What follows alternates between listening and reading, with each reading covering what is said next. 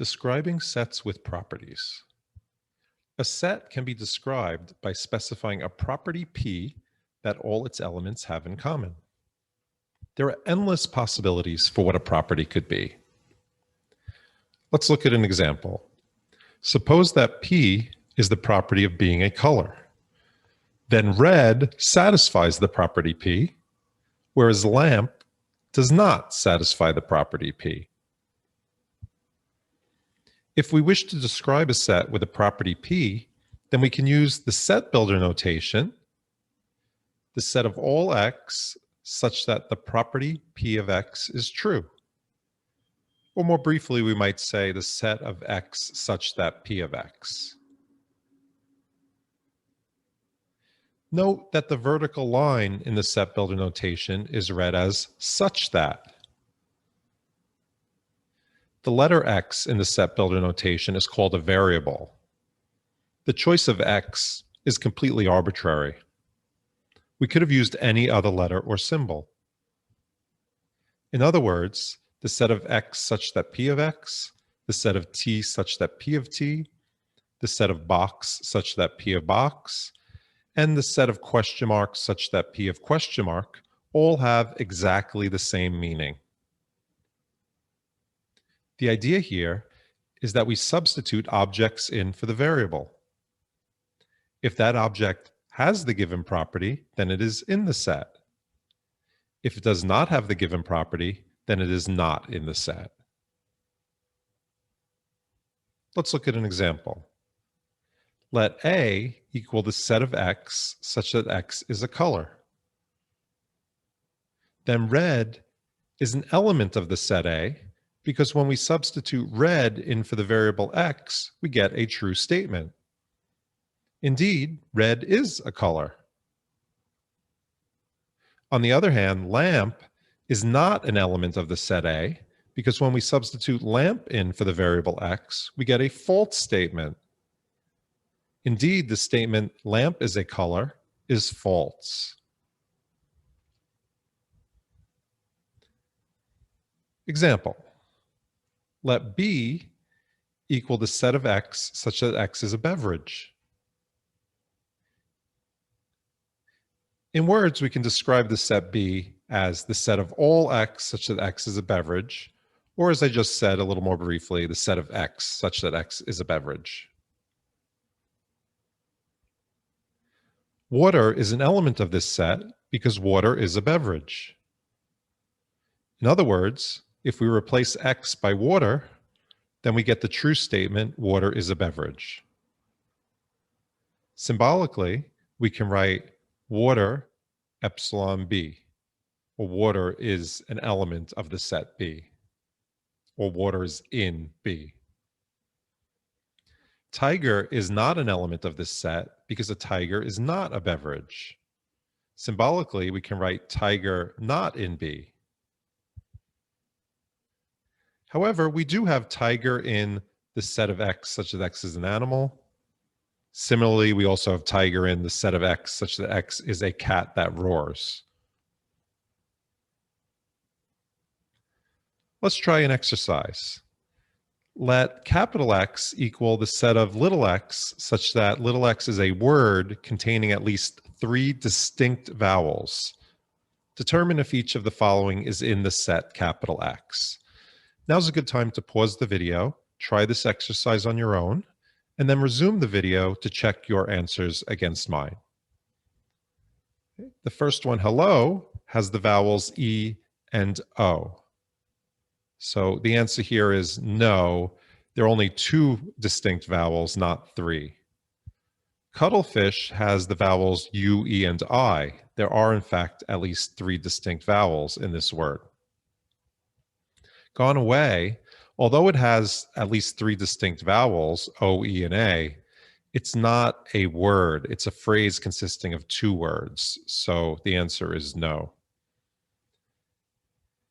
Existential has the vowels E, I, and A. So there are at least 3 distinct vowels. So the answer is yes. Sediment has vowels E, I, and then E again. So although there are 3 vowels, There are only two distinct vowels, so the answer is no. Example. Let's look at a few different ways that we can describe the set consisting of 0, 1, 2, 3, and 4. We have already seen that reordering and/or repeating elements does not change the set. For example, the set of 1, 1, 0, 4, 3, 3, 2, 2, 2 describes the same set. We just repeated some elements and changed the order around a bit. Here are a few descriptions using set builder notation. The set of n, such that n is a natural number between 0 and 4, inclusive. The set of n, such that n is an integer between 0 and 4, inclusive. The set of k, such that k is in n and 0 less than or equal to k less than or equal to 4. This k epsilon n can be read as k is in the set of natural numbers, or more simply, just as k is a natural number. Remember that the wedge symbol for the conjunction can be read and. So the whole set could be read the set of k such that k is a natural number and k is between 0 and 4, including both 0 and 4.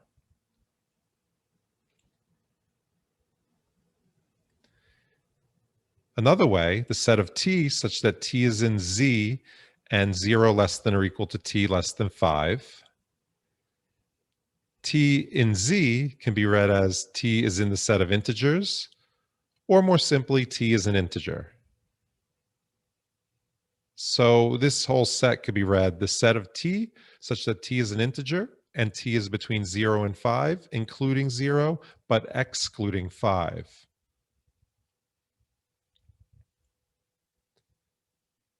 One more way, the set of m such that m is equal to 0, 1, 2, 3, or 4. Let's try another exercise. Use set builder notation to describe each of the following sets. Once again, pause the video now. Try to write out each of these sets using set builder notation, and then resume the video to check your answers against mine. I just want to point out that there are many, many different ways to write these sets using set builder notation. So just because yours doesn't agree with mine, it does not necessarily mean that yours is not correct also. Okay, set of 0, 2, 4, 6, 8, 10, 12.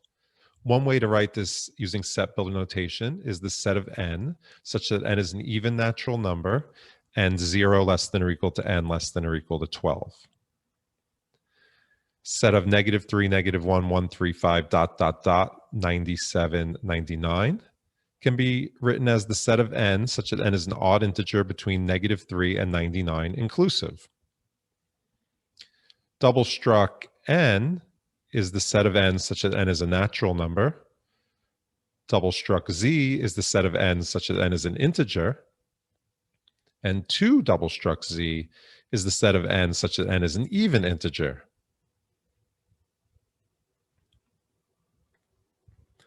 For easier readability, we may include a bounding set when using set builder notation. If we wish to describe a set with a property P and a bounding set A, then the corresponding set builder notation is the set of X in A such that P of X. Let's look at an example. Consider the set consisting of 7, 8, and 9. Since every element of this set is a natural number, we can use the set of natural numbers, n, as a bounding set. Instead of writing the set of k such that k is in n and 7 less than or equal to k less than or equal to 9, we can use the friendlier notation, the set of k in n such that 7 less than or equal to k less than or equal to 9. Notice how the bounding set appears to the left of the vertical line.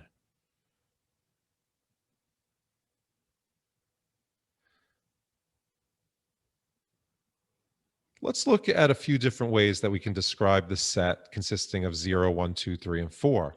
Remember, we already did this exercise once before without bounding sets. This time we'll do it with bounding sets. Okay, here are the answers we had without bounding sets. Let's rewrite each one of them with a bounding set. So the set of n such that n is a natural number between 0 and 4 inclusive.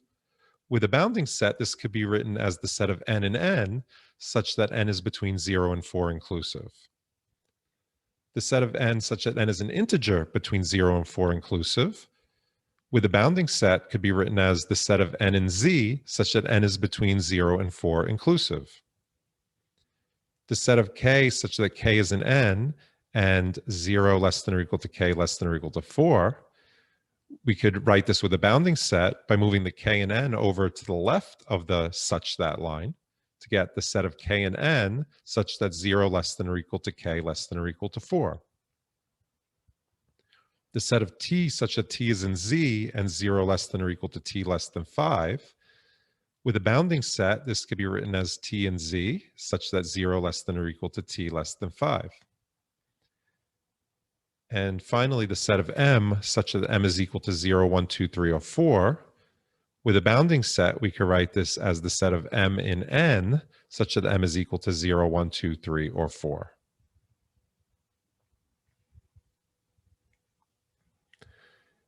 Double struct Q is the set of A over B such that A and B are in Z and B is non-zero. This is the set of rational numbers. Okay. Again, in words, we could write this as the set of quotients A over B such that A and B are integers and B is not zero. Let's look at some examples of rational numbers. 0 over 5, 2 over 3, 5 over 9, -6 over 7. We identify rational numbers A over B and C over D whenever A times D is equal to B times C. For example, 1 over 2 is equal to 3 over 6 because 1 times 6 is equal to 2 times 3. We also abbreviate the rational number A over 1 as A. In this way, we can think of every integer as a rational number. For example, we have 0 over 5 is equal to 0 over 1, right? Because 0 times 1 is equal to 5 times 0. And therefore, we can abbreviate 0 over 5 as 0, because 0 over 1 is abbreviated as 0. Similarly, we can abbreviate 15 over 3 as 5. Right? Because 15 over 3 is equal to 5 over 1, which gets abbreviated as 5. Let's try another exercise. Place the following rational numbers into 6 groups so that any 2 rational numbers in the same group are equal, while any 2 rational numbers in different groups are not equal. Once again, pause the video, try to group all these rational numbers appropriately, then resume the video to see if your groups match mine. All right, so let's start by putting 3/5 in the first group. -13 over 7, that's different from 3 over 5, so we put it in its own group. 0 over 6 is not equal to either of the previous 2, so that goes in its own group as well. Now 6 over 10, that's the same as 3 over 5.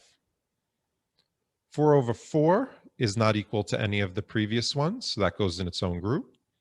0 is equal to 0 over 6. 13 over -7 is the same as -13 over 7. -5 over -3, that's not equal to any of the previous ones, so that goes in its own group. -17 over -17 is the same as 4 over 4, which is the same as 1, and that's also the same as 1 over 1. 10 over -6, that has to go in its own group. 0 over -1 is the same as 0, or 0 over 6. Negative 15 over 9 is the same as 10 over negative 6.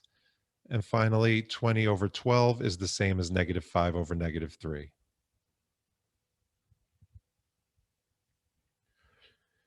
To define the set of real numbers, double struck R, we first define a digit to be one of the symbols 0, 1, 2, 3, 4, 5, 6, 7, 8, or 9. We then define R to be the set of numbers of the form x dot y, where the dot between the x and y is called a decimal point, and sometimes the number x dot y is called a decimal. Okay, now, what can we say about the x and the y? Well, x has to be an integer, and y is an infinite string of digits without a tail of nines. By without a tail of nines, we mean there are infinitely many digits in the string that are not 9. Symbolically, we have R, the set of real numbers, is the set of x dot y, such that x is an integer and y is an infinite string of digits without a tail of nines. Okay, the dot between the x and y is called a decimal point. And remember that a digit is one of the symbols 0 through 9. Let's look at some examples of real numbers. 0.000 dot dot dot, 0.333 dot dot dot, negative 16.000 dot dot dot, 1.010010001 dot dot dot. We will generally delete tails of zeros. So we would write the first number 0.000 dot dot dot simply as 0. And negative 16.000 dot dot dot as negative 16. We will not consider 53.023999999 dot dot dot dot to be a real number because of the tail of nines. So that's what we mean by we don't want a tail of nines. Okay, an alternative approach would be to allow the tail of nines, but to identify that number 53.023999999, etc., with 53.024. Notice how we changed the 3 followed by infinitely many nines to a 4 there. But we won't take that approach here. We'll just exclude the possibility of having tails of nines to keep everything simple. We can visualize the set of real numbers with the real line. If a and b are integers and b is non-zero, then the expression a over b is sometimes called a fraction. So the set of rational numbers, q, can also be referred to as the set of fractions. We can also represent every rational number as a decimal. There are 2 practical ways to do this. One way is to type the fraction into a calculator and press enter. And the second way is to perform long division. As some examples, we can represent the fraction 3 over 2 as the decimal 1.5, using either of those 2 methods that I just mentioned. And we can represent the fraction 2 over 3 as the decimal 0.66666 dot dot dot. We may abbreviate this last number by using the notation 0.6 with a bar over the 6. The bar over the 6 indicates that the 6 repeats forever. As another example of this notation, the number 0.12345 with a bar over it abbreviates 0.12345345345345, and so on. Notice how the 1 and 2 appear just once because the bar is not over those digits, whereas the 3, 4, and 5 repeat forever. Every rational number can be represented as a decimal that either terminates, meaning has a tail of zeros, or repeats, has a tail with a finite repeating pattern. Any decimal, real number, that does not terminate or repeat is called an irrational number. Let's try an exercise. Determine if each real number is a rational number or an irrational number. Go ahead and pause the video and try these problems. then resume the video to check your answers against mine.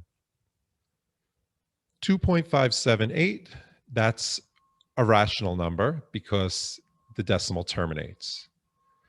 1.5151515115 dot dot dot, that's also rational because the decimal repeats.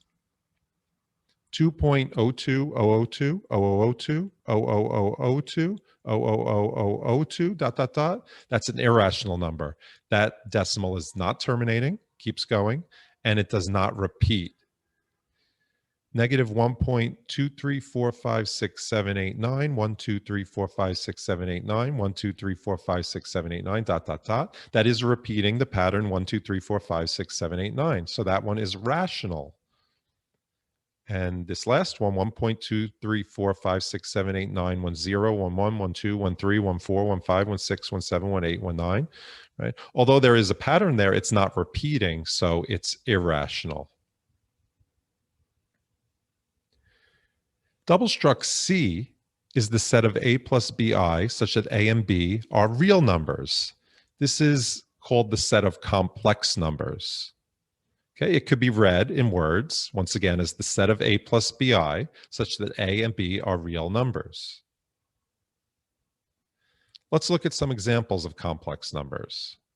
We have 0 plus 0i, negative 2 plus 0i, 1 plus 2i, 2.3 minus 5i, which is an abbreviation for 2.3 plus negative 5 times i, 4.235235 dot dot dot plus 51.20202002 dot dot dot I. 0 plus 0i could be abbreviated as 0, and negative 2 plus 0i could be abbreviated as negative 2. Okay, those are examples of real numbers. Specifically, the first one, 0, is called the 0 for the complex number system. The second one is another example of a real number that's not 0, but both of those are real numbers. 0 plus bi, where b is a real number, can be abbreviated as bi, and that's known as a pure imaginary number.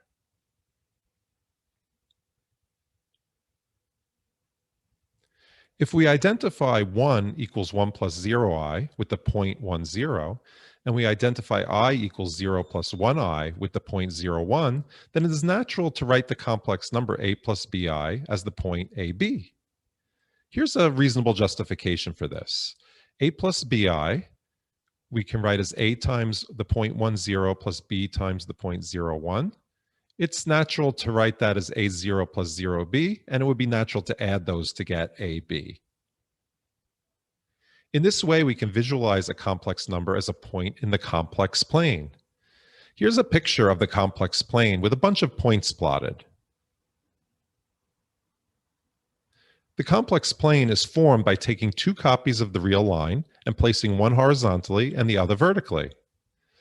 The horizontal copy of the real line is called the x-axis, or the real axis, labeled x in the figure.